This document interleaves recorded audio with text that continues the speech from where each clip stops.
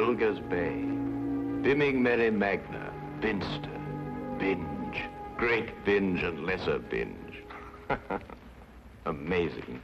What's amazing? The names of our English villages, Watson. What foreigner reading these could ever think of us as stiff and sober-minded people? Bippery Cross, Birrer Crags, Bird Cherry Brook and Birding Peace Place, Burlston Junction. When do we go? Go where? To Burlston Manor, Burlston, Sussex. Whatever led you to believe that I'm interested in Sussex, Burlston, or Burlston Manor? No doubt you saw the account of the rather gruesome murder of Squire John Douglas. Quite so. The case has interesting features. But at the moment, I'm more interested in the fly fishing possibilities in the neighborhood of Burlston. Ah, that would be the Arun. Runs within 2 or 3 miles of the manor house. Hmm? What manor house? Burlston, the home of the late Squire Douglas. Oh, yes, I remember. I believe he was quite a fisherman. The moat is 40 feet wide. 40 feet wide? Well. Good Lord. He could probably fish from his bedroom window. And when the drawbridge is raised, the place becomes an island. 4 hours after the bridge is raised, the body of Squire Douglas is found in his study with half his head blown off. That should appeal to you. Fishing seems a safe business by comparison. Do you row a boat? A boat? For fly fishing? Have you ever fished before? Does this look like the equipment of an amateur? Odd word. Which? Equipment. All the fishermen I've ever known talk about their tackle. What do you deduce from that, Holmes? Obvious. Your fishing friends either lack experience or vocabulary. We deep-sea fishermen are in the equipment class. None of your nasty little bundles. Yes, that gaff is far more suitable for a shark than a trout. Do you really think so? No good for trout? Well, it depends what trout you're after. Oh, yes. Well, we must carry a tape measure. A tape measure? What on earth for? To measure our catch, of course. To measure our catch and throw back the little ones. A good rule in life, Watson. Always remember to throw back the little ones. You think our prey will count as a big one or a little one? Well, hardly as big as Squire Douglas lying dead in his castle, surrounded by his moat. Holmes, you've been analyzing this case. Well, you know, I haven't got enough data yet for analysis, really. Do you think it could be an accident? What, with a sawn-off shotgun? And the triggers of both barrels wired together? Murder, eh? Yes, possibly. What do you mean by possibly? Don't sit there, man. That may be opportunity knocking. Oh. Yes.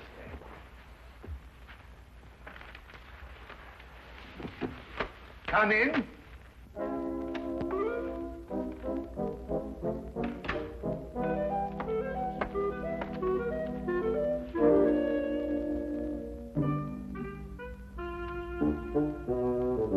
Mr. Sherlock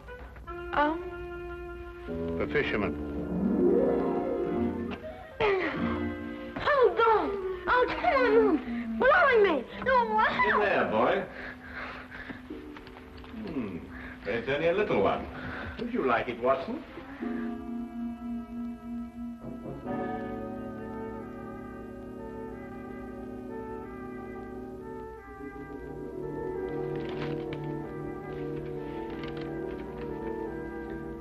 Would appreciate your view. Intriguing affair, Burlstone Manor. Signed, Inspector McLeod.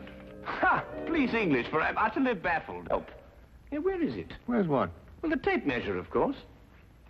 Where is that tape measure? Holding the fiddle case together, sir. Fiddle? Violin case, boy. Oh, tell me, Watson, how are we off for trains? Trains? Ah, yes. Now, let me see. Burlston. Yes, now, that would be the West Sussex Littlehampton Bognor line. Now, there's a 10:15. Now, that doesn't stop. Of course, it's a 12:3. That will get us in at 4:2 or 4:7. I say, I'd forgotten, actually. You say you can't remember whether it's 42 or 47. Come, Watson, you're slipping. Blimey. Does it keep all the times in his head?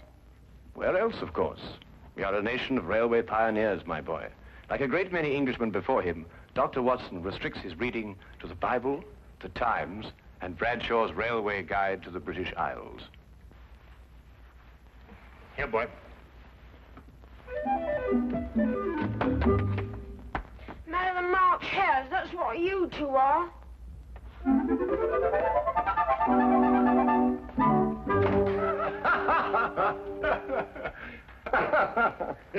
I say, Watson, have you seen my weekend bag anywhere? I suspect it's under the stairs. Mrs. Hudson got very tired of seeing it lying about. Oh, good. Well, that means it hasn't been unpacked anyway. I assume not. Excellent. Then everything is ready. Oh, be a good fellow, would you, and dig out that bag and put it in the cab along with that tackle. Why? Aren't you going to be here? I have a little reading to do. Pick me up at the British Museum Library, say half an hour before the train leaves. Now, look here, Holmes. This is no time to go reading. You'll miss the train. I cannot vouch for the punctuality of Dr. Watson or the reliability of the company's steam engines, but I, for one, propose to be at Burlston Halt at 4:02 p.m. precisely.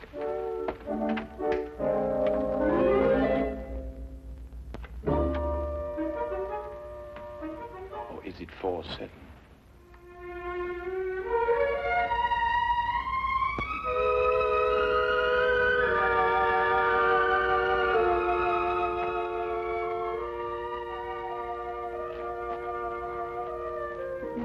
It was a nice piece of work, if I say so myself. The entire story hung on a spider's thread. A spider's thread? Exactly. Huh. Yeah, it sounds interesting, Inspector. Now perhaps you'll start at the beginning. Simply stated, the castle, as you'll see, has a moat. And when it's up, as it was at the time of the murder, it's a sealed fortress. Who was in the castle at the time of the crime? The murdered man's wife, Mrs. Douglas, and a foreign friend, John Morell. Just those two? And the servants, but we've been able to rule them out completely. And from your description of the house, it would have to be one of them. Either Mrs. Douglas, or this friend of hers, Morell, or both of them. They tried to make it appear as though someone had broken into the house and then dived through the windows to swim the moat. But you disproved it. Completely. How? I'll tell you when we get there. This murder weapon. A sawn-off shotgun, I believe. An odd weapon, that. And a foreign gun, too. 3 letters on the barrel. P-E-N. Aha. A larger P with a flourish over it, followed by a smaller E and N. That's right. Ah, the Pennsylvania Small Arms Company, the famous American firm. That's perfect. That's all I need. You mean you need additional evidence? Well, Mr. Holmes, every little helps, you know. Then your case against Morell is not complete. It's complete as far as... How did you know Morell is the murderer? How did you know? He has to be. Why? He's the only one who could be. Suppose I were to tell you that Morell is not your murderer. How do you know? Yes, Holmes, how do you know? Why didn't you arrest him? Well, he doesn't act like a murderer. Ah, he's too self-confident, eh? That's right. Seems to be daring you to arrest him. Yes. How do you know all this? Holmes, do you know this man Morell? Fascinating. Fascinating. The case has suddenly assumed the most astounding proportions and the most astonishing challenge, Watson.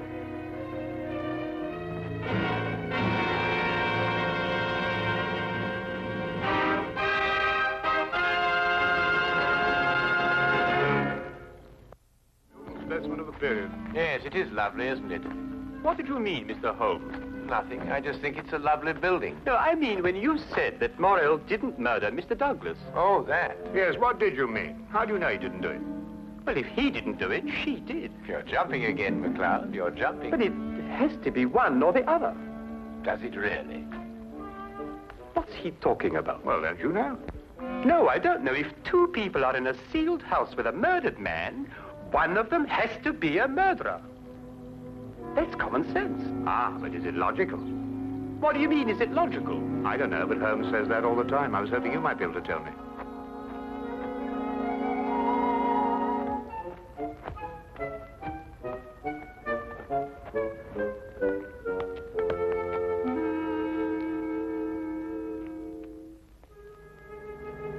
He hasn't been moved. That's just the way we found him last night. Watson? Of course, death was instantaneous. I should say so. The charge was not fired directly into the face, as the newspaper's account had it. Uh-huh. I'd say the blast came from below and that the gun was almost vertical. Excellent, Watson, excellent. May I see this shotgun, McLeod? Holmes, look at this. Good Lord. Well, it's a brand like cattle. Well, how old would you say it was? Have you got your glass there? Yes. Thank you. It's very difficult to estimate marking like this, Holmes, but I'd say it's over 15 years. 20. Mr. Morrell? At your service, Mr. Holmes. Dr. Watson. News travels quickly. This is a small village. You said 20 years? Yes. The same age as this. It stands for the Mesa Valley, Arizona. Gold claim number 341. That is where John and I met 20 years ago. There were 3 of us. We registered the claim, worked it, and then sold it. We divided the money in thirds and went our different ways. 2 years ago, I looked John up here and stayed on. I liked it. And the third partner? He lost his money, and I believe his mind. He came to believe that we had cheated him. And he swore to kill us 10 years ago. Why didn't he? He couldn't find us. No, we didn't have the same names at the time. Do you think your old partner could have done that? I don't know, Mr. Holmes. I am not the detective. True. True. Well, we must bear that in mind. You tried to make it appear as though another man had been here and went out through the window. Did I? He tried to build an elaborate story. A man of his size was seen passing through the village wearing a loud tweed topcoat and a wide-brimmed hat. He was heading this way. On the window ledge, there is a footprint in blood, indicating, of course, that the murderer dived through the window and swam the moat. But he didn't. How do you know? Because, Mr. Morrell, outside that window and just a few feet down is a very large and at least a month-old spider's web. Anyone jumping or diving through the window would have to pass through the web. And no one did. Well done, McLeod. Well done. A spider's web. The English police have the most amazing allies, I must say. Now that you have made your deductions, Mr. MacLeod, exactly what do they mean to me? For the moment, nothing. But I suggest you do not leave the castle grounds. And if I try to live?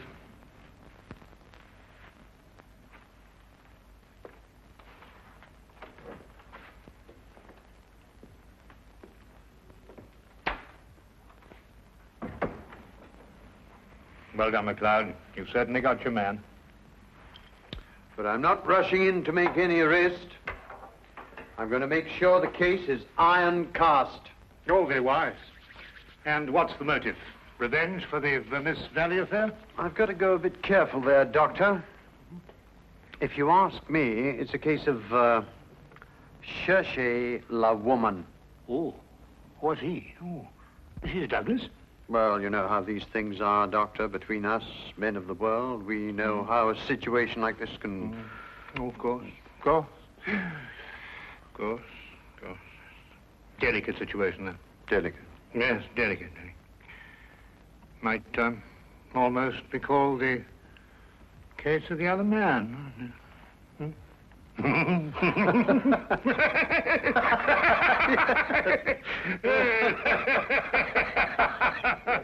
The other dumbbell. Who? Not who, what. What? That's right, what. What are you talking about? That. There's only one dumbbell. One dumbbell. That's right. Well? There's only one dumbbell, Watson. I know. That's it over there. Yes. Where's the other one? Well, I don't know. I've only just come here. Do you know where the other one is? What difference does it make? Well, that's right, yes. What difference does it make? Maybe there is only one dumbbell. One dumbbell? But they come in twos. Perhaps he only had one. Watson, do you mean to tell me that you can stand there, surrounded by all these athletic trophies, and suggest to me that such a man would only use one dumbbell? Well, what difference does it make? Yes, what difference does it make? Well, if you two are convinced that you can solve the case with the aid of a convenient spider, I'm going fishing. You're what? Oh, he's going fishing. He's brought his tackle. Why? To catch fish. Then I take it you're satisfied with my analysis of the crime. Find the dumbbell. Hang the dumbbell! You can't hang him until you find him. Who? The man who took the dumbbell.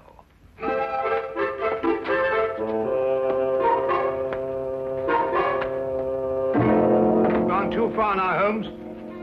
I think you've made him very angry. That he should fish. It soothes the nerves. Are you really going to fish? I am. Where? Out of that window. It looks very comfortable. Well, what do you expect to catch? A herring. A red herring. May I have the tape measure, Watson? To measure a red herring? To measure the big red herrings. The little ones I plan to throw back. Holmes, you're up to something. I am. What?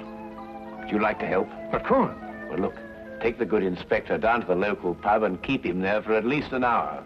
While you fish for red herring? At the moment, I'm fishing for bait. I don't know what you're talking about, but I'll do it. Good.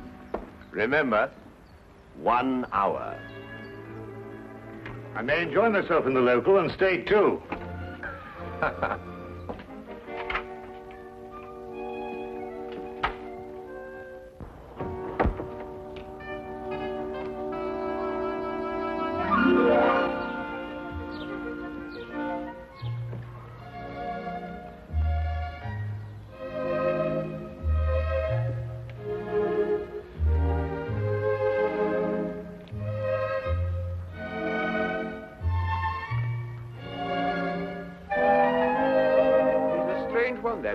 What do you think he's been doing? There's no guessing with him. For all we know, he may really have been fishing. Perhaps we should have given him more time. He's been an hour. That's all he asked for. Yes, that's right enough. Inspector McLeod?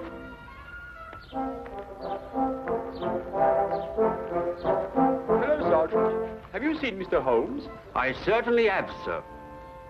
What's wrong? You know the staircase in that room? Huh? Mr. Holmes was sliding down them banisters. He was what? That's right, sir. Sliding down the banisters he was. Well, he was probably investigating something. Probably. Well, let's ask him. There must be some reason behind it. Good afternoon, gentlemen.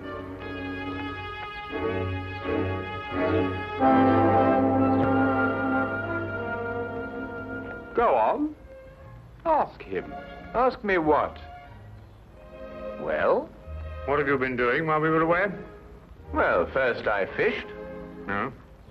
And then I slid down the banisters. I told you. Why? Why not? Well, And you, Inspector McLeod, are going to drain the moat. I'm going to what? Drain the moat. Empty it right down to the bottom. I can't do that. That's a major engineering job. Don't you realize that's a real river that runs round the house? Well, in that case, don't drain the moat, but tell everyone you're going to. And then what? Then we'll all meet back here in an hour's time. and see if we can find somebody pulling something out of the moat. Exactly. What? Red herrings. As mad as a March hare. How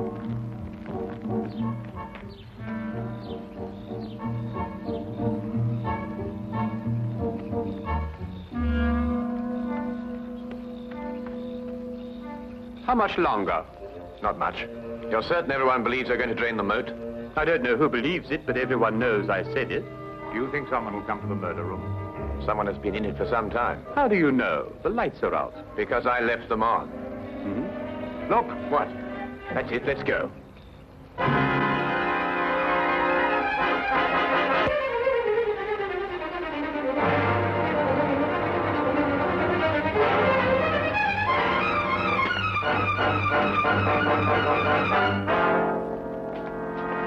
Oh, excuse me. What are you using for bait?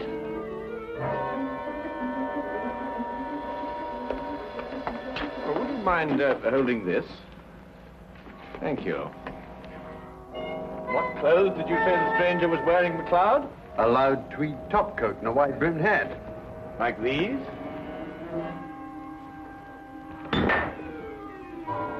The dumbbell.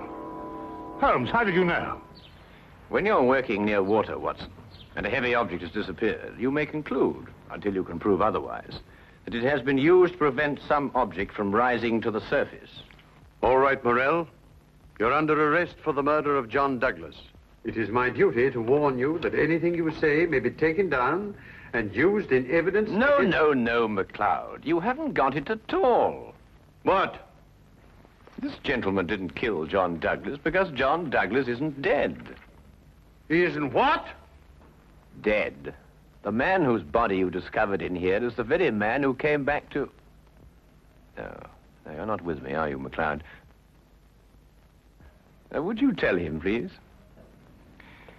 These clothes belong to our third partner. The man who's been searching for you for 10 years. Yes. He found us and arrived here with a shotgun. He and John struggled, and the shot went off. That explains the vertical angle of the blast. In the ensuing struggle, the gun went off. I heard the report and ran down immediately. I timed it from your room. 15 seconds if you run, and 10 seconds if you slide down the banisters. I ran. I thought you would. John was panic-stricken when he saw what he had done. I got the idea to change their identities. But then where is Douglas? With the aid of my tape measure, I was able to ascertain that there is a hollow space behind that wall. I imagine it conceals a passage under the moat. Yes, Mr. Holmes, it does. And John has had a 36-hour head start. We'll stop him. I told him you would. I'll issue orders for the apprehension of Mr. Douglas, and we'll talk about your part in this, sir, in the morning. You have conspired to conceal evidence. I'll still be here in the morning, Inspector.